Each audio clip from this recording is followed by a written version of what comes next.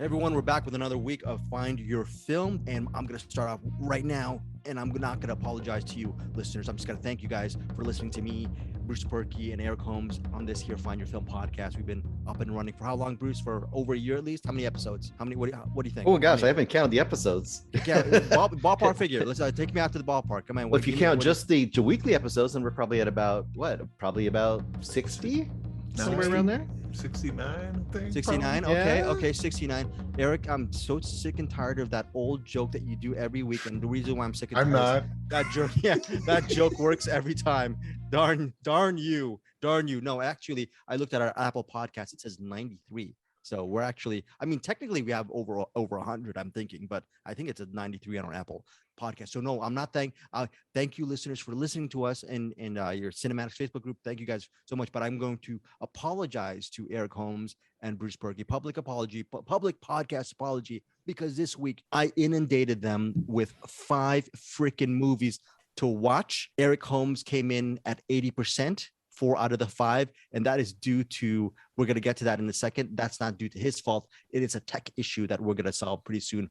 I was very intimidated tech-wise about this, and hopefully Bruce will walk Eric through this pretty well. Eric Holmes, you're going to be well-versed in Google Authenticator in the next week. What do you think? You're going to be we'll see, because it's one of those things, like, let's just figure it out now, because it's going to come up again. So let's just, yeah. Life is funny. Bruce is giving Eric Holmes the lessons on how to use Authenticator, and he's talking about codes and everything like this. I feel like I'm in the Sidney Pollack early 70s conspiracy thriller. And you know what? Eric's completely lost, but it's kind of messed up. The youngest one here is the one having trouble with technology. That's funny. Don't ever remind me again, Eric, that me and Bruce are very old men. Bruce, how old are we? Like 65, 66? 69, 70? Well, what? In a few days, you'll be a little older, right? Oh, thank you for remembering my 50th birthday. Yes, folks, I turned 50 on September 11th.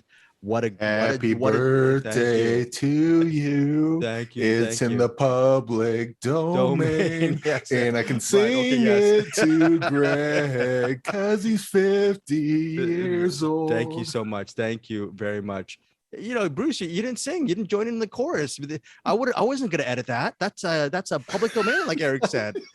After all listeners, if this is the first time listening to Find Your Film, Eric and Bruce, on a weekly basis, or maybe by once every 2 weeks, they like to hum a tune just so I could edit it on Audacity and get that out of there, so we're not sued by millions of dollars. Now, here's the thing: we have a lot of films that we're covering this week. I don't know how to say this. 5 movies, way too many movies this week. But the good thing is, I think we might have a couple of gems out this week. What do you guys think? Do you think, Bruce, Eric, are you guys excited for a couple of these, or what? What do you guys think? Spoiler alert: I hated none of them, so we're good. Okay. How about you, Bruce? Did you hate one of them or a couple of them? Ooh, I didn't hate any. But there's at least one that I probably won't recommend. So. Oh, at least. Oh, wait. You're saying at least one. Okay. That you're not going to recommend. Just, I learned something from this week from watching 5 movies all almost in a row. I try to not do this every week, but again, we are a creature of habit. After we tape this episode, Bruce starts watching the movies. I start getting really, really crazy. Eric is calm throughout the entire week. It doesn't matter what day. It could be Thursday, Friday. It could be Tuesday night. It could be Wednesday, several minutes before the podcast. He's cool as a cucumber. I am always nervous because after this, Bruce is going to get on the horn, and I don't know what he's going to do. He's going to just start watching movies, and he's going to put on our Facebook Messenger what he's seen. I get a little bit intimidated. Eric, how come you're never intimidated by this? You're okay. It's the outside appearance. The outside looks like this, but the inside is, and it just goes freaking nuts. Very good. A little bit but nuts. The outside, calm. One, very good. It's my poker face. Audio listeners, Eric Holmes, you're missing out on his poker face. You can check out the video version of our podcast on the Deepest Dream YouTube channel. One more thing before we get into our movies. One of these movies, Eric was talking about The Card Counter. Okay, a movie about poker, about counting cards. I learned a couple things about that movie. Just Bruce, bottom line, we learned a lot about that movie. First thing, you can tilt one way or you can tilt the other way. And I want to ask you, Bruce, which way do you tilt? I tilt towards snails and oysters, depending on my mood. I don't know. What about, okay, a little bit of escargots to the occasion. Where do you tilt, Eric Holmes? Where do you tilt? Tilt full and then a boogie. Okay, there's a lot of tilting going on in the card counter. The other movies that we're covering this week are Kate. It's on Netflix. We're going to get to that. I'm so excited about that. There's a movie called Martyrs Lane. It's streaming on Shudder. There is an indie film, really great actors in this, called Small Engine Repair. Bruce Perky, are any engines repaired in Small Engine Repair? I think that was one of the things I told you guys. Yes. No engines are repaired. Okay. And then finally, Bruce and I are going to cover The Alpinist. And yeah, you have some thoughts on that movie, Bruce? A couple of thoughts to tease us with on The Alpinist? Sure. I have thoughts. Yeah, you have thoughts. So that's all you can say. Eric won't have thoughts because, again, it's a Google Authenticator. He really wanted to see The Alpinist. It would have been great to have Eric get on board with this, but he sees so many movies anyway this week. But these are the 5 movies we're going to cover. Are we going to, Bruce, are you going to hold on to the box next week? Are you going to do a quick, what are you going to do with the box? We're going to push one false move one more week. So okay. I'll have that next week.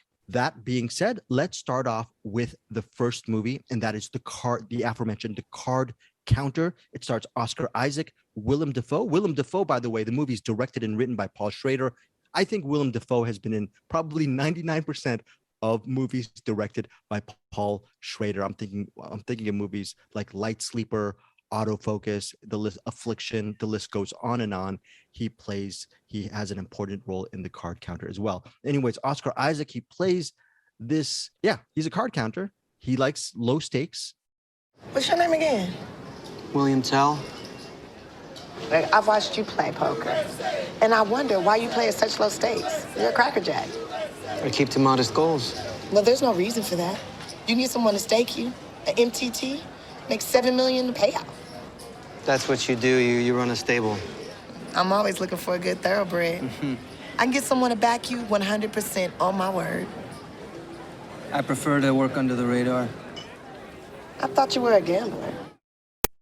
Poker games, blackjack tables.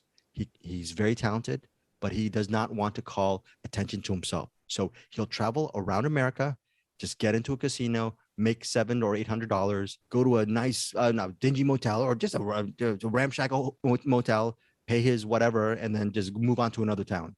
Okay, everything seems very low stakes from him because he's an ex-convict prisoner.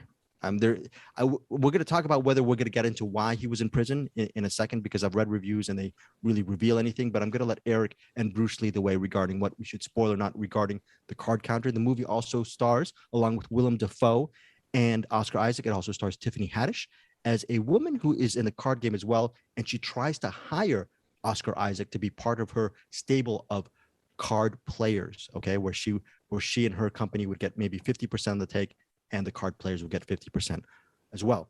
So, and then rounding out the ensemble is Ty Sheridan from Ready Player One. He's this mysterious youth who breaks up the monotony or the habitual existence of Oscar Isaac's character, and he plays another important role in the film. Let's start off with Eric Holmes, The Card Counter. This is a movie that we got under the gun. We maybe several hours even before, maybe like less than a day before taping this podcast. I wanted all of us to see this. First of all, are you a huge Paul Schrader fan? And what did you overall think of The Card Counter? I wouldn't say I'm a huge Paul Schrader fan, but I do like him. He's kind of one of those guys that's like, he's never on the forefront of my mind, but whenever he pops up, I'm like, oh yeah, he's pretty good. And then, watch his movies. He mentioned Autofocus. That's when I need to revisit. That movie's pretty freaking cool from what I remember. Do you want to hear my erudite and intellectual? I actually covered that press junket. Do you want to hear my smart question that I asked Greg Kinnear, who played, I believe, Bob Hogan in Autofocus? Okay. What was the question?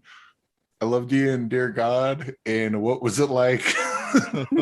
No, yes, please. Okay. Did you notice how Bruce didn't chime in and says, I don't want to hear this question. Let's get this thing over with, you son of a. I asked Greg Kinnear, so to study for the Hogan character, did you have to spend weeks and weeks or maybe months just watching porn? That was me years ago asking that question. Now at 50, like Bruce was saying, thank you, Bruce, for that birthday wish. I would have asked Greg Kinnear hopefully a more insightful question than did you watch porn to prepare for autofocus? Oh, I mean, what was the answer? I forgot the answer. I remember being, I was just smirking to myself. That's what happens when you're in your mid-20s. You're a smirker. You smirk and you're self-satisfied. And then when you get older, as you will learn, Eric Holmes, as Bruce and I have learned, a lot of vulnerability and mortality. That's actually a really good question. I really want to know the answer to that. Greg Kinnear. We'll get him on the horn in a few. But yes, what did you think of the card counter? You like Paul Schrader's work. Did this movie resonate with you as much as maybe I'm assuming First Reformed? It didn't like resonate with me, but I liked it. This was so this movie got me thinking, and it got me thinking of things that didn't have to do with this movie. Like we watch a lot of movies per week, so we don't get a lot of time to watch movies again and again and again, which is what I'm used to doing. I'm used to watching Boogie Nights 20 times, Gremlins 400 times. I'm used to watch, so on and so forth. This seems like a movie that under normal circumstances, like if we weren't doing this podcast and we're not supposed to watch like 5-10 movies a week, this is a movie that I would have watched like 5 times already. But as it is, I only watch it once, and I don't think I fully got everything from it, but I did like it. Timothy Haddish. I haven't watched a lot of movies with Tiffany Haddish. Tiffany Haddish. I haven't watched a lot of movies with Tiffany Haddish. I've heard of her, but I haven't watched a lot of movies that she was in. She's great in this. I love her. Oscar Isaac's always great in everything. Was it Ty Sheridan? Yes. Which I was confused with Taylor Sheridan. It's like, oh yeah, he wrote Sicario. Wait, no, he didn't. He's an actor. He played Cyclops. And then of course Willem Dafoe. They had that weird fisheye camera lens thing. Like this movie was really I don't want to say stylish. It is stylish, but it does it's weird. Like a lot of the tricks they're doing in the movie seems like first time filmmaker stuff. And this comes from Paul Schrader, who's been doing it since he's been in the game for a long time. So it's weird seeing him do kind of weird kind of camera trick stuff that you would see from a filmmaker making their first or second feature, but it still looked cool. I don't quite understand how and this isn't a knock on the film. This goes back to me wanting to, normally watching movies 5-6 times in a row. But there's some connection with him being a card counter and the stuff that happened in his past. And I haven't quite grasped what that connection is, but I think there's something there. But as it is, what I loved about the movie on first watch, it does that thing where, the character knows a lot about something, and they're constantly teaching the audience what it is they know. In this case, it's counting cards. And every time they have a card counting thing, I'm like, I'm going to teach you how to do cards. And it's like, oh, that's cool. And then there's more than a couple scenes where he does like the little card flourishes. There's a word for it, and I can't think of it at the moment. And Oscar Isaac's not great at it, but I'm assuming he learned that for this movie. And with the time that he had to learn his little card flip things, he did a pretty good job, I think. Overall, I liked it. I think this is going to be a movie that I like if I get to watch it 5, 6, 7, 8, 10 more times. Yes, Eric, like you said, it's very value added. I know nothing. I know very little about card games, card tricks, card anything. But when he said always that the regarding betting against a house on a roulette wheel, you have a 47% chance if you bet on red and black. I'm thinking, okay, I'm gonna let that ride next time I'm at a casino, red and black. Bruce, Eric had some interesting things to say about watching this movie several times to get all the layers behind the story. How do you feel about this movie? Did it work for you on these different layers, or was it too preachy or too? I don't really feel like it was too preachy. I'm kind of similar to Eric in that I guess I'm a little bit of a mild recommend on this one, but I had some of the similar reactions to it in that it's a little bit, it kind of holds you a little bit at a distance. I feel like I wasn't fully connected to it, and partly because of this kind of dual nature, and we're kind of dancing around it. I think it's good to dance around it, but there's basically, you think it's one kind of movie, this card counter, lifer, gambler, kind of has this kind of really regimented life after he got out of prison. And then he meets Ty Sheridan, and it kind of takes a sharp turn. And when you start discovering his past, once that happened, I was really interested in that. but it kept going back to the cards. And I think I kind of going with Eric on this too. The card thing, I think if I'm interpreting it correctly, it has something to do with him being able to control things or to use his intellect to control a seemingly chaotic world, which would kind of make sense based on his past and what he's trying to do.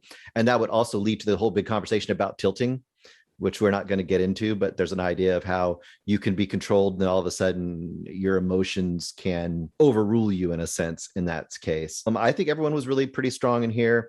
I personally felt like Tiffany Haddish was kind of the weakest link. Just I've seen her almost all in humorous roles. So it was hard for me to take her seriously, but I think that might just been me and not her. You know what I mean? Like my brain is just used to seeing her in a certain way. There were some really interesting flourishes here too. Stylistically, we didn't talk about the fact that every time he goes into a hotel room, he covers everything in sheets. The lamps, the chairs, the tables. I almost want to do a spoiler about that, but I don't get it. So, but go on. Yeah, I'm just gonna say that's like another example of him like controlling his environment. So I feel like the card stuff was a lot about control.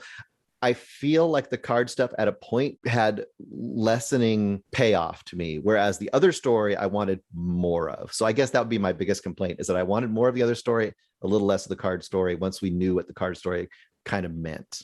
So I just want to kind of add on to that. I think this is going to be one of those movies that, those movies that come out and people are kind of like, Paul Schrader's a name that people know. I'm trying to think of a good example. Like if Paul Thomas Anderson, for example, comes out with a movie, everyone's expectations are at a certain place. And so when the movie comes out, it's like, it's not that good. But then you give it like 5 years, give it 10 years. And then everyone looks back on that movie. That was pretty good. Yeah. It's like everyone hated it I think this is going to be one of those movies that I think on first watch, a bunch of people might be disappointed, but I think the card counter is I think this movie's going to age well. Yeah, I agree. No. The card counter, I'm going to say this. So slight recommend for you, Bruce. Mm-hmm. Eric, slight recommend, or you like it? I would say pretty heavy recommend, just with that caveat, because we haven't said it this episode. I think this is going to be one of those movies that the more you watch it, the more it's going to pay off. And the older the more time this movie gets a chance to kind of settle in to the zeitgeist or whatever, I think this movie's going to, like I said, this movie's going to age well, I think. The Card Counter is one of my favorite films of the year, hands down. Without I probably a top 5. Well, you're ahead of the curve, so that makes sense. No, I'm not. I'm tilting. I don't tilt that way. Trust me, I'm way behind the curve. But probably worst case scenario, top 10.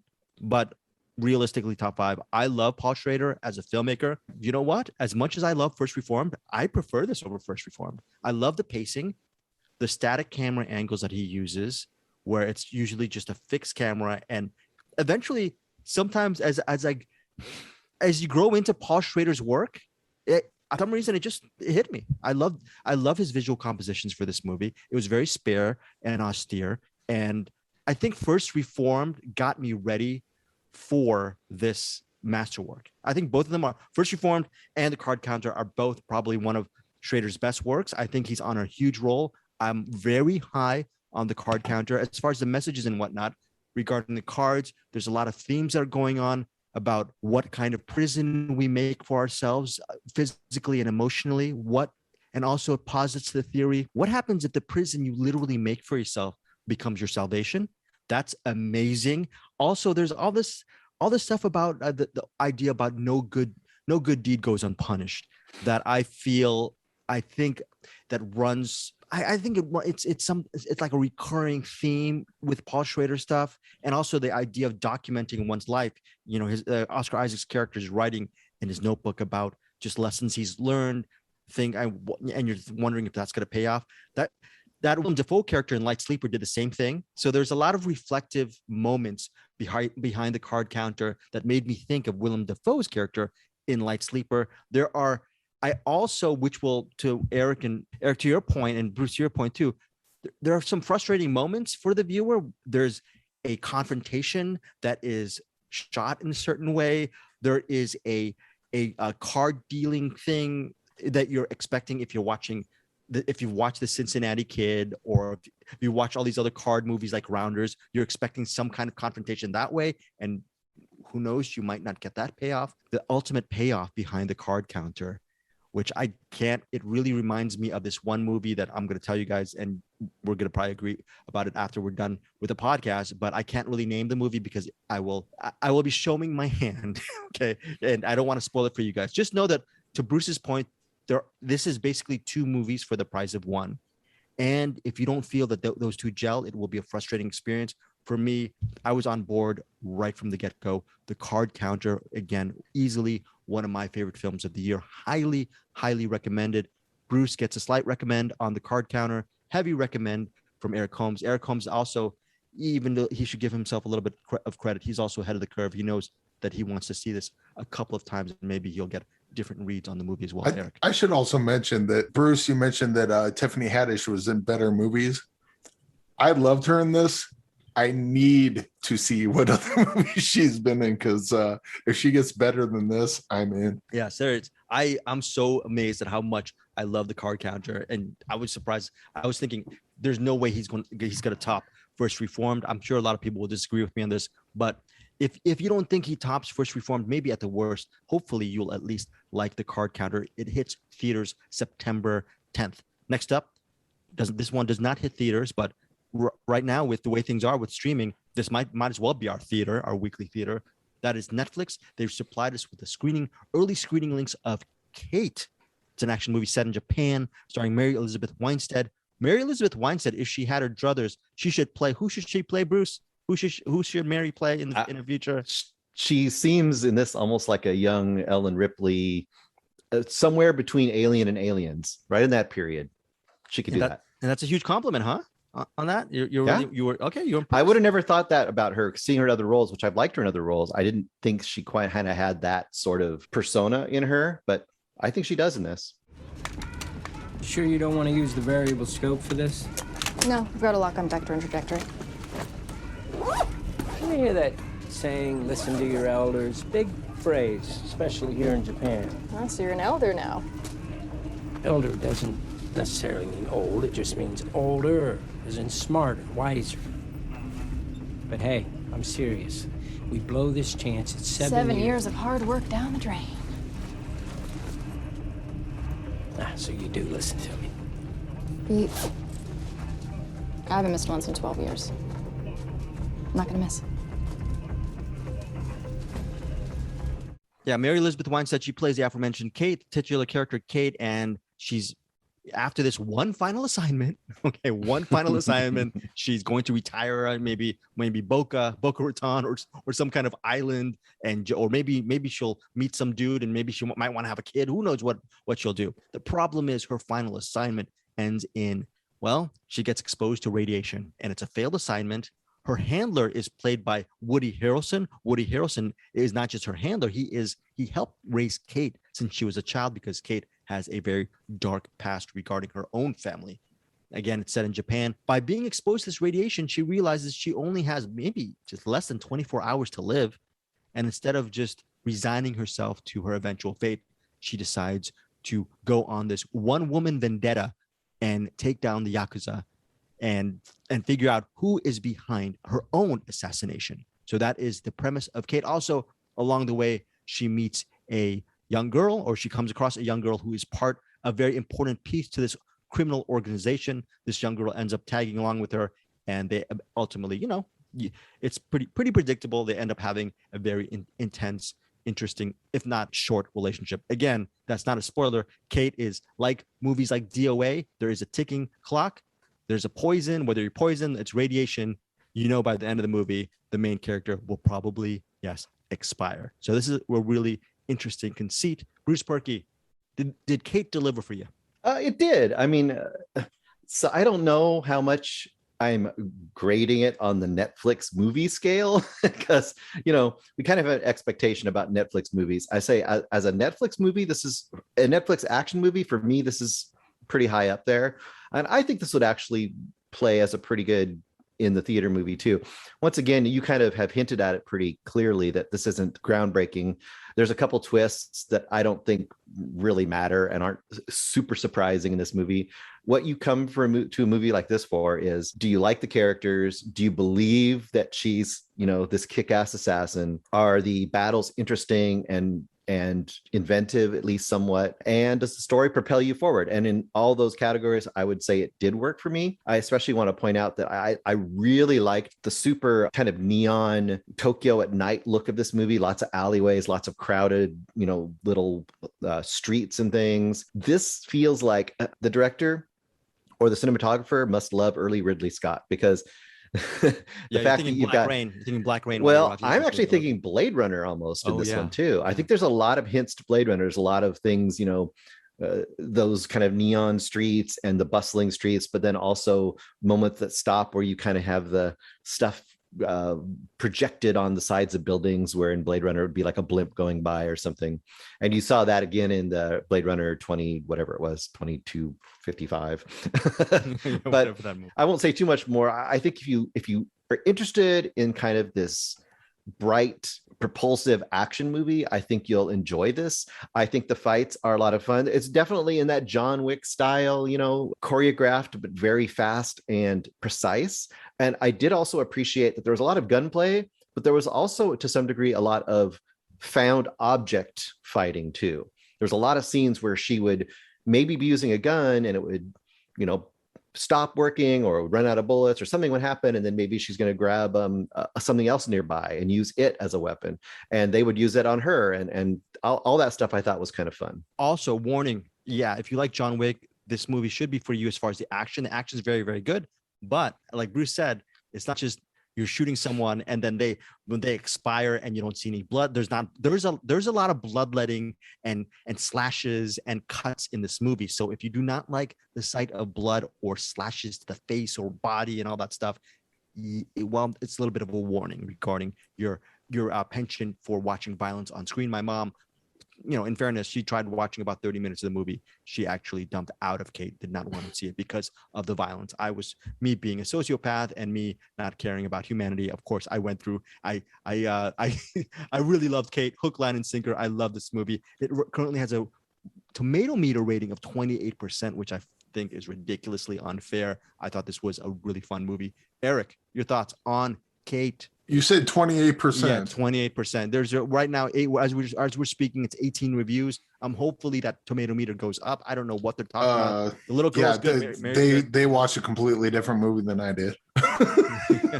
I'll start with the stuff I didn't like, because there's not much of it. There's a couple kicks that they did that it looks like they just kind of put their foot on their body. The kicks didn't land. I think there's like three kicks that she did that it was like that doesn't feel like I'm not buying that. You're not buying that kick, right? And that's it. That's all that I hated about this movie. Everything else I fucking loved. The music's awesome. The J-pop music. It felt like if you ever watch Gantz or pretty much any anime movie, you kind of know what music to expect. And I really want to buy the soundtrack. I love Mary Elizabeth Winstead in this. Again, so if they do, because Ripley, she does have a daughter, and they have that Alien Isolation game, which the main character in that is Ripley's daughter. If they ever did anything like that, Mary Elizabeth Winstead needs to play Ripley's daughter, but she didn't play Ripley's daughter in this. She played I don't know what her character's name is, but this movie's oh, there you go. I love this movie so much. Oh, that's the other thing I hate about this movie. The title fucking sucks. So women named Kate, people named Kate, we're not against you. We're just talking about the moniker, not your name as your parents gave you. Yeah, no. They should have called this movie like The Exploding Brain or something. This movie needs a fucking title that just fucking pops. Kate. I have the title. The title for you. What is it? I'm going to wait till the very end of this episode and I will tell you, because the very last thing I'm going to say is going to include what the title should be. Okay, that is very, very good. All right, episode's over. Thanks for listening. All right, Bruce. No, this movie's fun. This movie's really fun. The fucking car chases Like when they do that fucking, I mean, the car chases are obviously CGI. A lot of it is, but it's just due to the fucking neon shit and the way the camera moves around. This movie is like super hyper stylized, and I don't give a fuck because No. I had a blast watching this No, movie. you're right. That car chase is hyper. It's very CGI driven, but like you said, they revel in the effects. It's Yeah. just totally that style. And also, there are some really great action pieces in this movie. You were talking about a couple of kicks that didn't land, but like you said, and like Ed Bruce said, Mary Elizabeth Winstead is amazing in this movie. She just, Oh yeah, I honestly, Anderson, our buddy Anderson Cowan talks about people who are being taken away to do more superhero movies. I want to see her in more action movies. She is so good. I want to see her in Kate 2, but I want them to call it something different. Okay. This is a movie that like I would say that if you're not on board with this is going to be a movie that pisses you off, you know. But if you what 26%? What did you say? 28%. These are critics right now. I'm guessing that is ridiculous. I think the audience score was good. how can you watch this movie and say like granted you could be like, I'm not into that sort of thing, not for me, but for what it's trying to do, it nails, because it does. But Right. how can you, I don't, that's ridiculous. I don't understand that at all. Also, Go ahead. yeah, sorry. Also, the ending of Kate is fantastic. Yes. The way they end, right, Bruce? It's just an excellent ending. It's Yeah. excellent. And I want to point out, without spoiling it, there's a showdown between two non-Kate characters that they set up to be this long. You're like, okay, here comes a big battle. And it ends up being, and I'm not saying what happens, but it ends up being almost like that Indiana Jones moment where Right. it just, an it's episode. done very quickly. And you're like, awesome. Yeah. A third thing I didn't like about this movie, we watched a screener of it on Netflix, and I did not get to watch this in an IMAX theater. Oh yeah, That's it a would be very good. good compliment, Dude, yeah. this movie, at some point, this movie needs to be released in theaters. It is so much fun and so awesome. And yeah, the 28%, Honestly, I would love to see that. we need to get those numbers up. Let's get up to 69%. I would love to see that. There's so many action scenes in this movie, but I would love to see that specific action scene where she enters that house just with all those criminals, and they go through that. And that is amazing. That You know what it might be, and this is me being nitpicky. This would be the fourth thing I didn't like, but based on what the movie is, there's only the three things I didn't like that I mentioned. This wouldn't be the fourth thing, but I'm wondering if some people didn't like it because they how do I say this without, they saw the ending coming. We'll just say that. Oh well, I mean there's a Yeah. thing that, like, as soon as I saw a character, I'm like, I know where this is going. Yeah, But fuck that's the kind of movie this is. Yeah, you kind of that's like watching a horror movie going, I knew the killer was going to kill everyone. Well, fucking yeah, it's a fucking slasher movie. What the hell did you think was going to happen? Oh, but you know what, Bruce? To your point, look, the twists are not really important in Kate because it's fun. That said, there was 20 minutes to go, and I'm thinking, wait a second, I still have 20 minutes. This is supposed to be the end. And I thought that was really cool because nope, that is not the end. You still have a lot of story left to cover. And I really enjoyed that slight twist. To your point though, Bruce, not really important to even talk about twists regarding Kate. It's a really special film as far as a guilty pleasure action movie that's really well executed. So strong recommendation on my part. Solid to strong to Bruce. Yes. Yeah, strong recommend, and get those Rotten Tomato scores up, because this 28% is ridiculous. It's ridiculous. It doesn't need to be 100%. I get that, but 28% is freaking ridiculous. And thank you, Netflix, for providing us with links. But yes, Eric, that is a compliment/complaint that I totally co-sign on.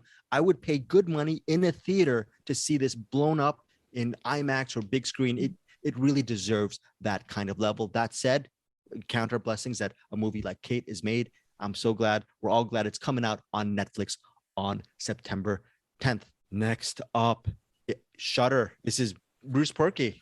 Shudder is still your favorite streaming service? Has nothing changed with that? Do you still maybe watch a Shudder film every week?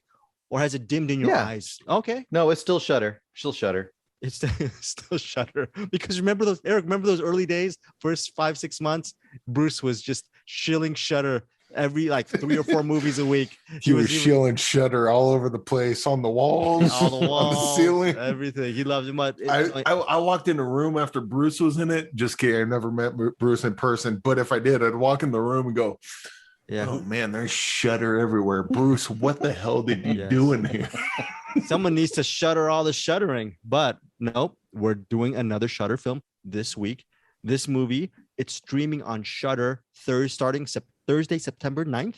It's called Martyrs Lane, and it's an interesting movie because it's a ghost story, and it centers on this young girl, maybe I'm thinking maybe 9 or 10, and she sees a ghost, and she doesn't live in a normal house. She lives in a vicar. So I think her father is like, I don't know what he call him. What is his station? He's like a father. He's religious, and her mother is loving, but she's very distant to the family. She has a bullying older sister, a very annoying older sister. So this young girl, she's left to her own devices and her own imagination, and she ends up bonding with this girl she sees around her neighborhood. There's like an interesting like a forest where they take the dog, and she sees a ghost, and she develops a friendship, and I don't know, it's this weird kind of relationship with this ghost. The ghost is around her age, maybe a year or 2 younger.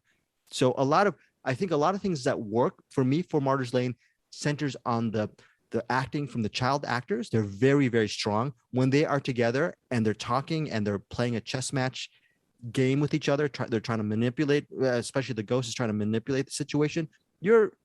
I was interested in Martyrs Lane. Overall, though, this movie, I wanted a little bit more scares. I wanted a little bit more oomph to it, but I think this movie will really play well for people who are looking for a surprising family drama about tragedy, and I don't want to go further about what the tragedy is or whatnot, but let's just say it felt more like The Sixth Sense. A lot of things about The Sixth Sense, it ended up being really a resonant family drama, but it was scary as you know what. I was not scared with Martyrs Lane. That is my big criticism with the movie. But overall, I would give this a slight recommendation. I still loved the performances of the kids. I thought it was a well-structured movie. I just wanted a little bit more scares. Eric, what did you think of Martyrs Lane? Yeah, I wasn't scared on this at all, which doesn't say much because I don't get scared at horror movies anymore. But this one kind of had almost like a never-ending story vibe to it, in that it was less about the scares and more about a child kind of learning more about, whatever. I don't know what to say. I guess maybe learning about her environment, maybe learning about herself. Sure. I guess. Yeah. I didn't love this movie, but I kind of liked it. And I'm trying to best what to describe it as, because this movie, and we'll talk about another one that kind of had the same thing. This movie made me really anxious because of all the things going around the girl. Her environment isn't the best. In fact, the thing that she deals with is the least of her problems. I think her family is probably a bigger problem than the things she has to deal with. And a lot of that was kind of like when you hear a baby cry a lot, it's like, fucking shit. After a while, it's like, is no one going to take care of that baby crying? Like that, there's a lot of that in this. Like, she's kind of doing her thing, and someone's screaming, or someone's freaking out, or someone's messing with her, or that there's always something going on. That part made me a bit anxious, and that's not like a fault of the movie. I think that's kind of what the movie was going for, but it was a little too real, I guess. But can that be a good thing if it's too real? If it strikes a nerve, can it be? And that's actually not to the movie's. Well, for me, it was to the movie's detriment, because at the time I'm like, oh God, I'm fucking. I can't handle this. Sometimes at the house, like there's things that go on, people freaking out or people doing whatever, and then movie gets a little too real in certain areas. Yeah. And it reminds you of, Gotcha. This is not an escapist movie. We'll say that. Don't climb that tree. don't climb that cupboard. What are you doing? Yeah. Or like the older sister, for example. Yeah, horrible. She's like just constantly being a horrible person. But then she does, she's a sister, and there's a certain time where she drops her horrible person act and be's a good sister. The mom's got her own thing that she's dealing with, so she's like being really dismissive of her children, and then she realizes what's going on. So these are characters that are real characters. They mirror real life pretty well. But as someone watching it, it gets a little too real sometimes. We're like, I just want to watch Kate go in her neon car and just beat up people right now. So would you recommend this then, Eric? Is this a recommend or a not recommend? I think this is a good movie. I actually think this is a really good movie, but at the time I was watching it, I wanted to stop watching it. Okay, cool. But that's not because the movie's bad. I think the movie was a little too successful in what it was trying to portray. And at the time of me watching it, I wasn't ready for that. So Okay. we'll say that. Okay, maybe a slight recommend. This would be a recommend if you want to watch a decent ghost story. It's kind of like let's say that one of your parents just died, and then you watch a movie about someone's parents who died.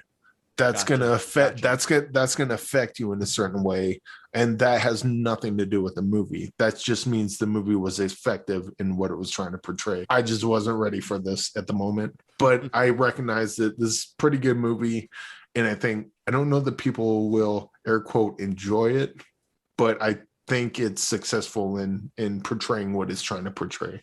Bruce, my problem with this movie is I was just thinking about while Eric was reviewing it. There's some really good writing in this movie, the way the movie's structured. There are some the ending, the way it's positioned as an ending would have been a really great wrap up, but I wanted maybe it's me, my Brian De Palma instincts in me. I wanted a more operatic ending, or just a more visually interesting ending.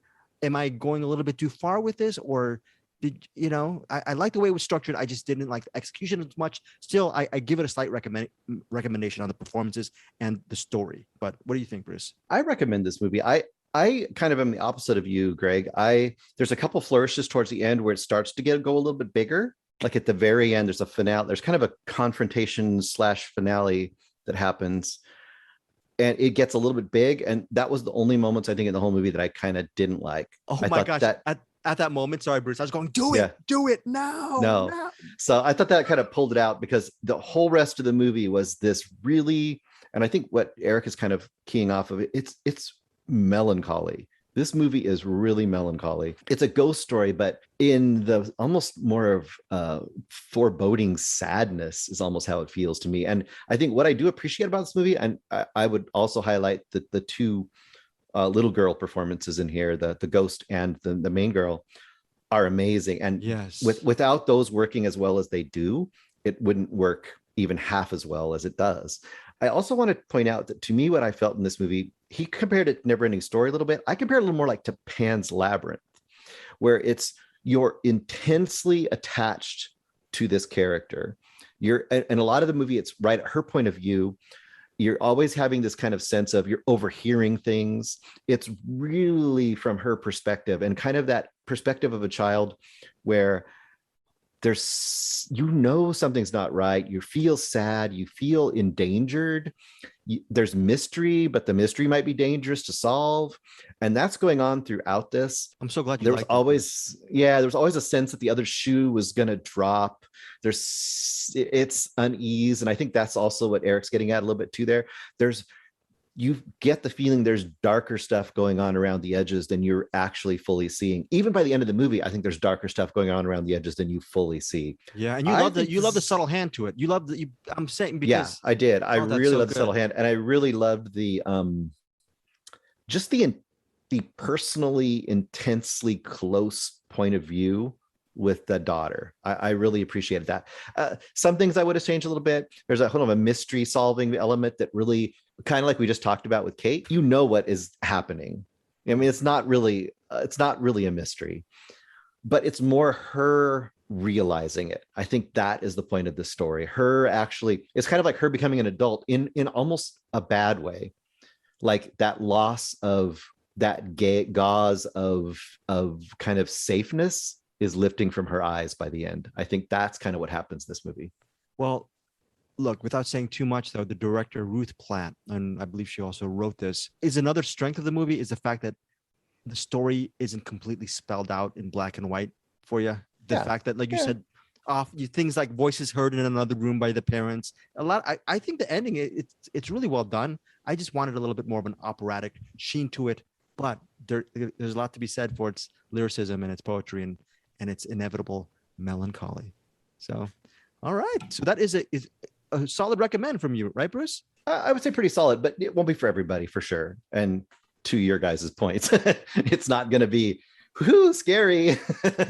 I would say that this is one of those movies that, like, if you're 15, 20 minutes in and you're feeling a way about it, like I did, like, this is a movie I wish I would have stopped watching and then maybe got to next week when I was in a different headspace. Because, and again, this is not to the movie's dead, or, this is not a slight on the movie. This is because the movie's successful in what it's trying to portray. It does it a little too well. Not at all. This comes down to, this is my fault, not the movie's. Ironically, I said I give this movie a slight recommend on the performances and the story. Eric, with all his complaints and flaws of the movie, it seems that he actually liked and appreciated the movie much more than I did, which actually bodes well for this movie. So Martyrs Lane actually gets solid recommend from Bruce Perky and an interesting recommend kinda from Eric, but he really sees the depth to it, and I give it a slight recommend as well. Martyrs Lane, September 9th on Shudder. Yes, again, Bruce Perky's favorite streaming service. When are we going to get Shudder on board with this? Because they should send us more screening links. Because Bruce, actually, they shouldn't send me and Eric. They should just say, oh, yeah. Bruce was nice. He was actually T-shirts, ball caps, everything. We'll get on the ball regarding Shudder because Shudder jizz rags. Okay, that's very good. Hey, what did you say? What do you say, Greg? I shudder at the thought. No, let's not. Okay, now. Bruce Perky was talking about, very funny, Eric. Bruce Perky was talking about two movies in one regarding the card counter. Okay, that could be considered a complaint. Maybe there are two movies and there are no engines being repaired in Small Engine Repair, but could Small Engine Repair, which is based on a play by, I believe that's John Polono. John Polono is also the writer director. It's based on his own play, and he's also one of the actors in the movie as well.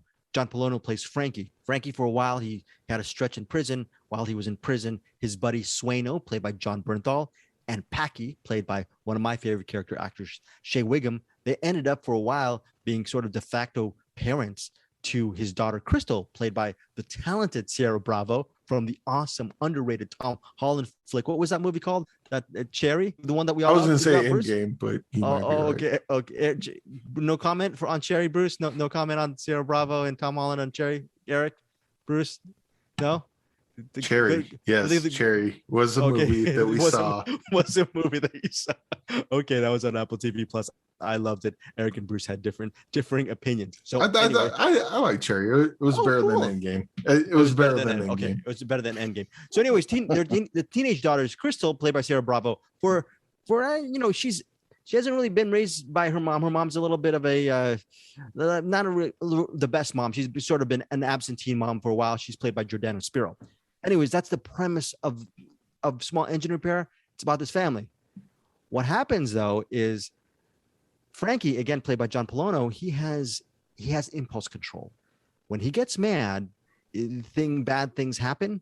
That's a big spine of what this movie's about. And certain things are happening. There's a little bit of an estrangement between him and his buddies. Ultimately, what happens is, after maybe 2 or 3 months of being estranged from his best friends, he invites them for a night out at his house where he's going to cook them steaks. They're going to have some whiskey, maybe watch a fight, and just talk about wonderful times past, which is great because they're childhood friends.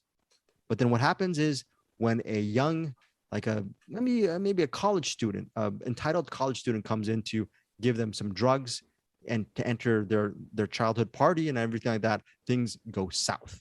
Things turn interesting for Small Engine Repair. Again, this movie's rated R. It hits theaters Friday, September 10th. Two movies for the price of one, because you think it's just going to be an interesting character drama, but it ends up being something else. Black comedy, tragedy, violent. A lot of stuff goes on. Eric, your thoughts on Small Engine Repair? So I started watching this after I got done with Martyrs Lane or Martyrs Lane. Yeah, Martyrs Lane. Yeah, Martyrs Double Lane. entendre, maybe. Yeah, but I started watching this after Martyrs Lane. I was like, I can't fucking do this. I can't do two in a row. This one I turned off halfway through, and then I caught up. I got myself in the right mind and finished it later. And this is a pretty decent movie, but this is that same thing where it hits a little too close to home, because I know so many people, or not currently, but I knew so many people like the main characters, where hey, there's hey, Greg, someone was talking shit about you. Let's go beat them up, because that's how you solve things. You beat them up. You're going to talk shit about my family? I'm going to beat you up. What? You're talking shit about? I'm going to beat you up now. That's their answer to solution to everything is, I'm going to beat you up. Hey, Bruce, what are you looking at? I'm going to beat you up. Bruce and I are scared right now. We're ready to leave the Zoom chat. And Bruce has left the chat. So these characters were really fucking because I know these people in real life, not John Bernthal and Shea Wiggum. I wish I knew them in real life. That'd be fun. We'd hang out and drink, and then you guys would come over and we'd all have fun. I had a one-on-one with him. I had a one-on-one interview with Shea Wiggum for about 15 minutes. Great guy. Yeah. Really good guy. He was awesome in the Run the Jewels video. Check it out. But yeah, these characters, I absolutely like the characters they were portraying. I absolutely know these people, and they're fucking relentlessly annoying in real life. And so watching this movie is like, this is another great example of a movie just fucking nailing those characters to a T, but also to its detriment. I'm watching this going, I've seen this happen in real life. I don't need to see this in a movie. And then about like halfway through or the last third, it turns into a different movie. And then that kind of like that sort of situation I've never been in before or seen outside of movies. So that kind of, got me a little bit at arm's length, and I was able to kind of take the movie a little bit better. But yeah, this movie is really tough to get through. And again, because the movie's so, I think because just like Martyrs Lane, it's so successful in what it's trying to portray that, and the people it's trying to portray, I just know them, and I've had it up to here with them, and really I don't want to see them in person. Death of Dick Long. I think Greg, you mentioned something about Death of Dick Long. Yeah. I don't know if it was about this movie or no, it was about Drowning Mona, because of both Death of Dick Long and Drowning Mona are just so unexpected films. Like they'd make a great double feature as far. But see, at least with Death of Dick Long, there's like some humor in there. There's not much humor in this one. I mean, maybe a joke here and there, but imagine like Death of Dick Long without humor, then it just becomes like, oh god. Yeah. Well, speaking of dick, there's a pretty good dick joke in this movie too. So I mean, yeah. But the last third kind of made it a little easier made this movie easier to swallow. But again, like Martyrs Lane, I think this is more my fault than it is the movies, because I think the movie's successful in what it's trying to say. But man, that first 2/3 was tough to get through, just because the characters, I know those characters so well. I didn't really want to watch a movie about them. Yeah, I don't know these characters very well. I ended up really enjoying this movie. High marks for me on Small Engine Repair. Excellent performances by everyone involved. Again, it's two movies, and to Eric's point, it can get frustrating when these people can get on your nerves, and who knows, you might actually bail on this movie. I ended up really just immersed in everything, and then when it takes that different turn, I was all for it as well. It became a little bit, there's a little bit of a black comedy situation going. Worked for me. Bruce, wondering where do you land on this? Are you more on Eric's camp or? This is my not recommend of the week for sure. Absolutely. Oh, Flat. really? Flat not recommend. This is a mess of a movie. I don't know what this movie's about. I don't think it knows what it's about. Wow. And if it does know what it's about, I don't think it does what it thinks it does. First, like you said, the first 20 minutes or so, it seems to be sort of a, hey, this guy's going to redeem his life. He's trying to go in the straight and narrow, but he's kind of getting pulled back in, kind of Godfather 3 style. Like, I'm getting pulled back into this behavior because of my friends and stuff, And then the middle 45 minutes is like, bro, big chill at a garage. And that stuff was, to me, interminable. I kind of, to Eric's point, I was hanging out with people that I wasn't very interested in, and I wasn't sure what the point was. Like, we were reminiscing, we were learning about them, but to what end? I mean, and the reason they were brought there is the final third, which I'm not going to disclose. But if you think about it, the reason they were brought there that they didn't know about is pretty heinous by the main character. If you think about it, they're there for a particular reason that they don't know they're there for. And when they find out they're there, now they're kind of stuck being there for that reason. And then the final third, like you said, it gets a little more over the top, I guess I would say. But the finale of that, and this would have to be in a spoiler thing, the finale of that makes no sense. Like, I don't know what it's supposed to tell us. Like, the characters haven't learned a thing or haven't accomplished what they want to accomplish. That's for sure. Like, they wanted to accomplish a certain goal. They failed utterly at that goal. Well, like, it didn't happen.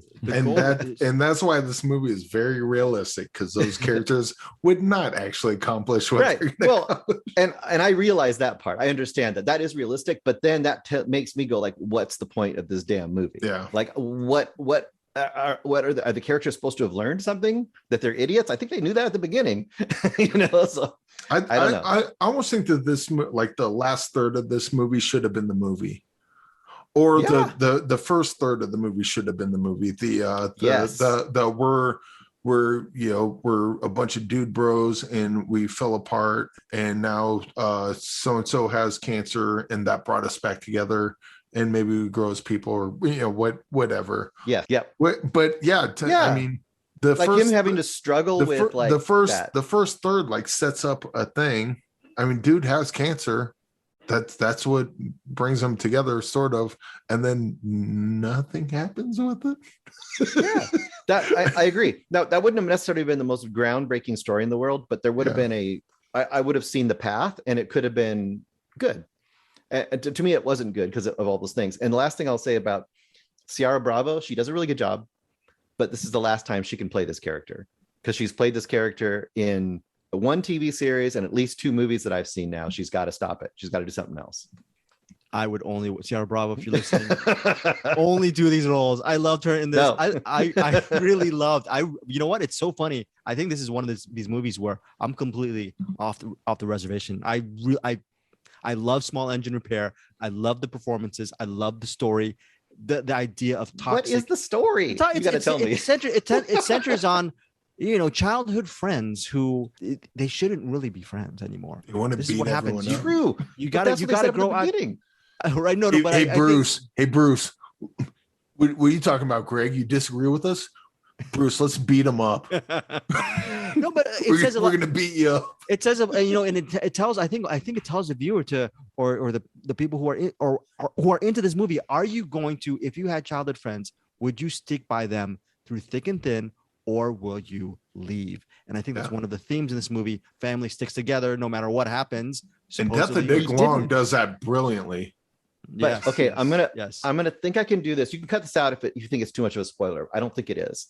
Yeah. Think about it. He doesn't stick with them, right? So in the first beginning part, he's like, "Screw you guys! You're making me get in this fight. You're almost going to get me in trouble and go back to prison. I'm not going to talk to you guys anymore."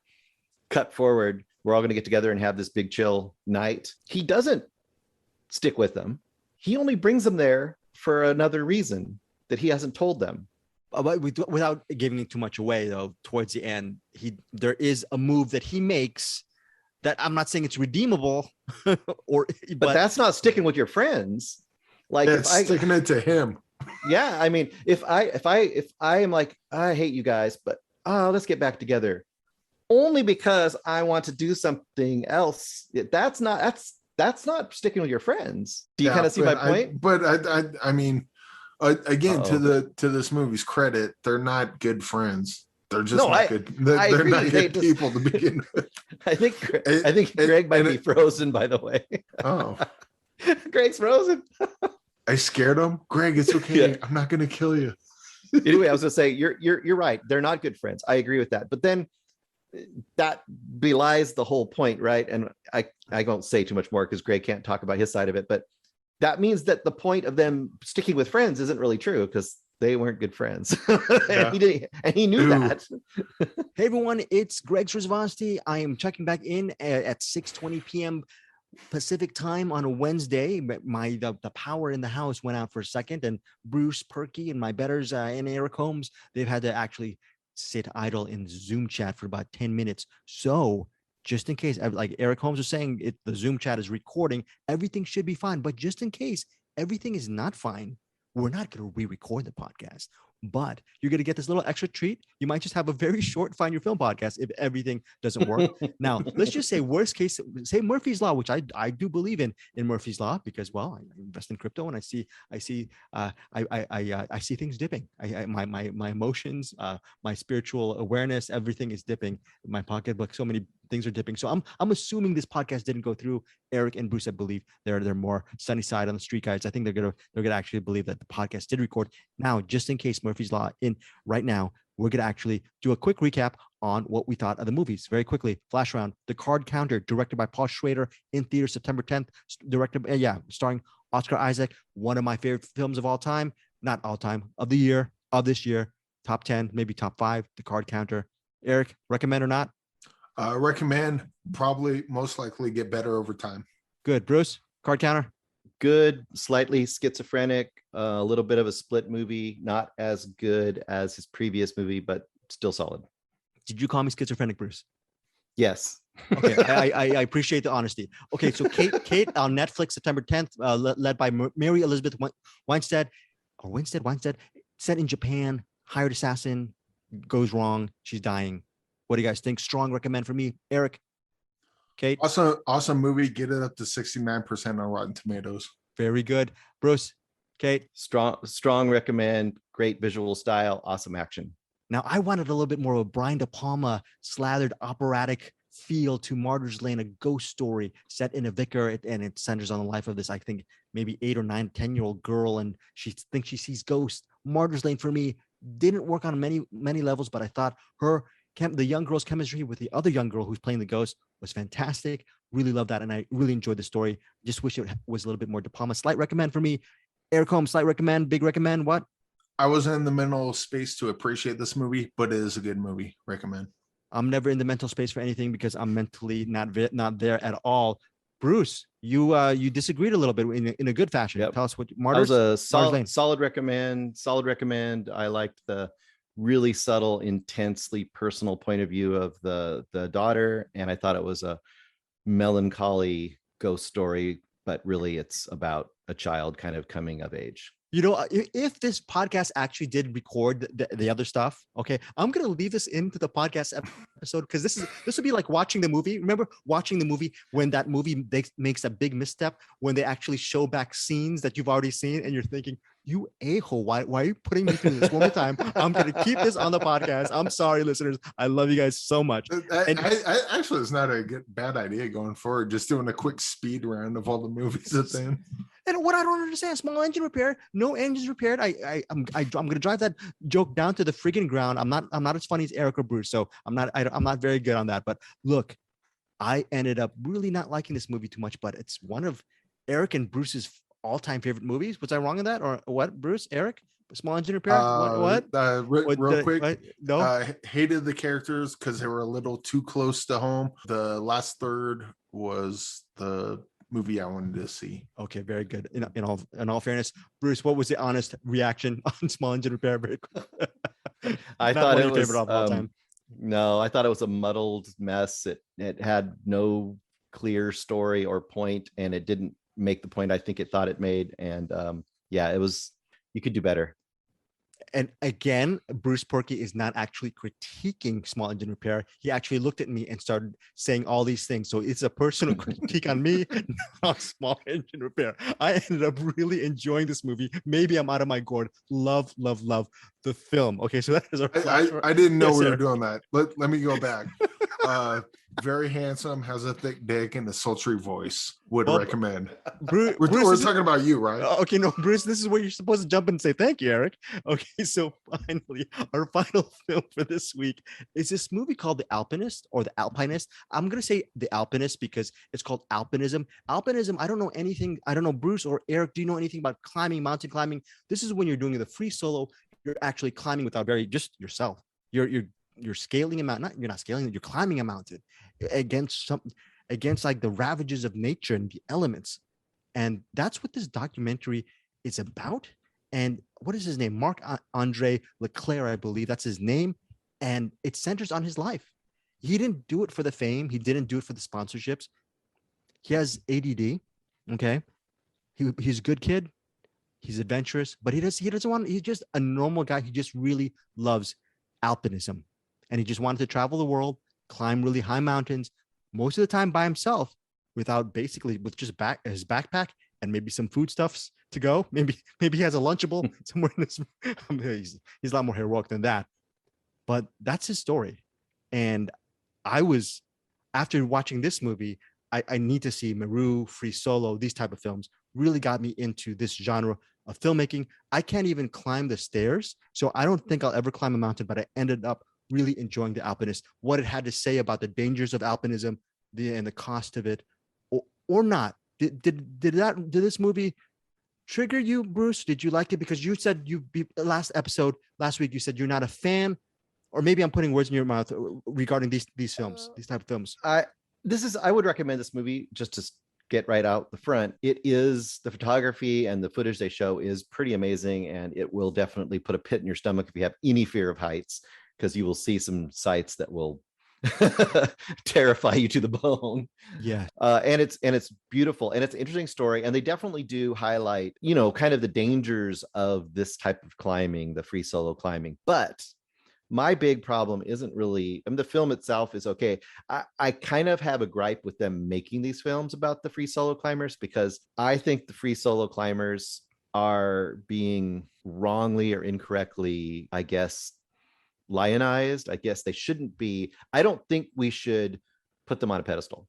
First of all, they're not any better than the other climbers at all. We wouldn't say that a race car driver is better because he doesn't wear a seatbelt. We wouldn't say a tightrope walker is better because he doesn't have a net. These guys are the assholes of the climbing industry. They're great climbers. They're probably some of the best climbers in the world, but they are doing it at the detriment of their family, their friends. Everyone has to watch them fall to their death, because these guys are all going to fall to their death. If they keep doing this, they're going to slip once, or some rock's going to fall down the hill and you kill them, and they're going to die. So that's my gripe, is these guys are good climbers that just choose to be extra risky. So Bruce, you said that the free soloists are the a-holes of the community, very candid stuff. So you had a problem a little bit with that, the way they're lionized, but you ended up enjoying the movie as a doc. Yeah, I did. I think that the filmmaker does call it out. He does call it out somewhat. I would push it a little harder if it was me, but then again, I probably wouldn't get the footage, because it'd be like, fuck you, we're not gonna let you film us, so there's that. I understand. I just think there's people are really praising their ability because they can climb without a rope, but the climbers that do it with ropes don't usually fall and have to hang on their rope. But if they do, they live generally. That's the thing. Well, that is, I ended up really enjoying The Alpinist, and it's one of these things. You can have different thoughts on what it takes to be an alpinist or a free soloist, and it comes with its dangers. And look, ultimately, if you climb many mountains, Bruce, you make one mistake, it could be fatal, right? More likely than not, it is fatal, correct? So That not unless you got a rope. not unless you have a rope. Then it just hurt a little bit, but Yeah. to climb another day. Live to climb it. But yeah, Bruce, to your point though, visually, it's very, very interesting to Oh, look at. God. Yeah. Yeah. Okay. So this is a solid recommend for you with everything, all that caveat stuff. Yes, and I would just keep in mind. I guess my big quandary is I recommend it. It is definitely fascinating to watch, but I kind of don't want them to make more of these movies, because every one of these movies they make, there's some kid that's 15 and he's starting to climb and he's like, cool, I'll be extra famous if I'm a solo climber, and I don't want more solo climbers. So That is you know fair. what I mean? That is kind fair. of that kind of goes with what Penn Jillette says about magic. Like they do the bullet catch. It's not a real bullet catch. It's illusion. The fact that magic should be a celebration of life. So if I'm actually putting myself in actual peril, that's ethically wrong, because there's a whole crowd out there that could watch a person die right in front of them. And so your magic trick should be safe, but have the appearance of danger. And it's a little different with what you're describing with the climbing, but yeah, climb, and if you slip and fall, then you're caught. As long as you got the ropes on. I never really thought of it that way, but now that you bring that up, there's no reason to not have ropes other than to have a visceral reaction as you're doing it, which if you have a family that is actually kind of selfish now that I think of it. Well, and that's my point. It's like I understand that it's a little different level for them as a challenge, but the drawback is so much gigantic and huger compared to the reward. I guess is what I would say. Yeah. And you see the repercussions of that in fairness with Alpinist. You see the repercussions, the people whose lives are affected by the actions and the triumphs and the legacy of Marc-Andre Leclerc. It's why Adrian didn't want Rocky to fight Ivan Drago. She didn't want to watch her husband be murdered. Exactly. Like Apollo Creed. Exactly. Well, you know what? The Alpinist is kind of like Rocky 4. And I haven't even seen it. And you haven't even seen it. Hopefully you'll get to see it. Eric Holmes, again, it is available in theater September 10th. We're going to wrap up the show. Bruce, can you say what's you're going to hold off what's in the box for next week? What can we expect for that? Yes. No, one false move. One false move. One false move. That'll give us maybe me and Eric some time to actually rewatch that Carl Franklin movie. Sorry, Pete Abeto, we did not drop that beat this week. Yo, Pete, drop that beat. Just kidding. But still, drop that beat next week. Next week. Eric, you want to say something before we get out of here? Yo, Pete, I can't wait for next week when you drop that beat. Okay. And Bruce, final words. Kate walks down an alley and sees Sweet Girl and says, What is it? I want to hear. What is it? Kate walks down the alley. What is it? Kate walks down the alley and sees Sweet Girl and says, hold my boom boom lemon. Flash review. I really enjoyed it and love Sweet Girl. And flash review. Bruce, did you love Sweet Girl or not? Silence. Sweet Girl is a train wreck of all train wreck. It is. Okay, I'll make a short little thing here. A twist does one of three things: improves a not so good movie, takes down a movie that was already good a little bit, or in this case, takes a bad movie and makes it even worse. Oh boy. Would love to hear down the road if Eric Holmes will ever watch Sweet Girl on Netflix. Maybe he could be breaking the tie vote regarding Sweet Girl starring Jason Momoa and Isabel Merced. Might be my favorite film right after Citizen Kane. So anyways, that said, we will see you next week, and hopefully I'll have less Wi-Fi issues. Next week, we're going to be doing a Boris Karloff film and a Joe Carnahan film, a whole bunch of other stuff for next week. Until then, we'll see you. Hey guys, what's up? Due to my horrible Wi-Fi stuff, I'm coming in right now a couple of days after we tape the show. It's on a Friday. I'm going to upload it right now. Because there was no, I tried to sign up on Find Your Film, but due to Wi-Fi, it wasn't very strong. So yeah, guess what? This week, Pete actually did drop that beat. Who's in the box? Oh, what's in the box? You lie! No! What's in the fucking box?